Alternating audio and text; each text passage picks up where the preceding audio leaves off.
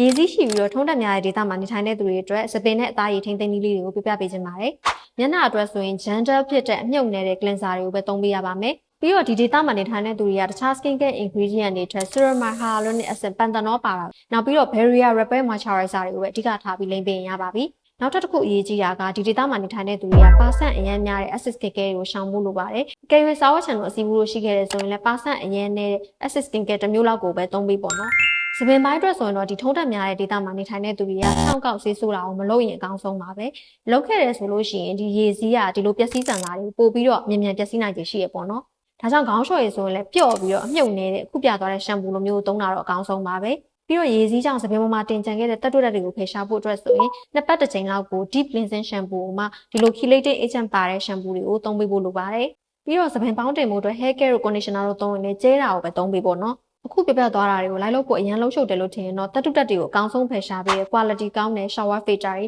ဒါမှမဟုတ်ရေတန့်စင်ဆက်တွေကိုအိမ်မှာတတ်ထားတာကတော့အကောင်းဆုံးပါပဲဒီဗီဒီယိုကြည့်နေတဲ့သူတွေထဲမှာရောထုံးတက်များတဲ့ဒေတာမှာနေထိုင်တဲ့သူတွေဘာ skin care hair care အခက်အခဲတွေရှိလဲဆိုတာကိုပြောခဲ့ကြအောင်နော်